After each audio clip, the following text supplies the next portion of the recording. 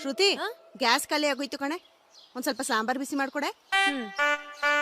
ಒಂದ್ 10 ನಿಮಿಷ ಬಂದ್ಬಿಡ್ತೀನಿ. ಶ್ರುತಿ, ಸಾಂಬಾರ್ ಬಿಸಿ ಮಾಡ್ದೇನೆ. ಕುದೀತೈತೆ ಅಲ್ಲಿ ನೋಡಿ.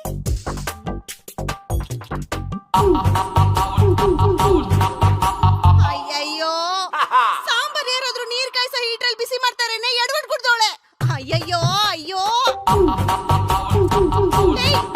ನೆನ್ನೆ ತಾನೇ ಮಾಡಿದ್ ಒಬ್ಬಟ್ಟು ಸಾರು, ಇನ್ನು 1 ವಾರ ಬಿಸಿ ಮಾಡ್ಕೊಂಡ್ ತಿನ್ಬೋದಿತ್ತು. ಅನ್ಯಾಯವಾಗಿ ಹಾಳು ಮಾಡ್ಬಿಟ್ಟಲೆ.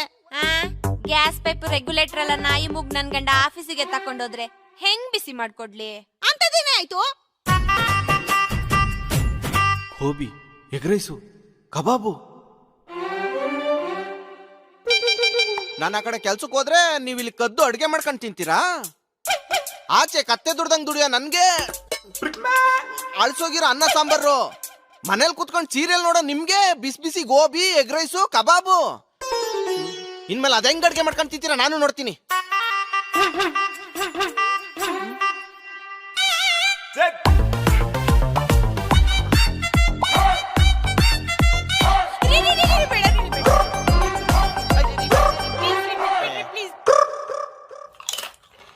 ತಿಂದಿದ್ದು ಉಂಡಿದ್ದಕ್ಕೆಲ್ಲ ಲೆಕ್ಕ ಹಾಕ್ಸಿರಲ್ಲ, ಎಂತ ಸಂಸಾರನೇ ನಿಂದು?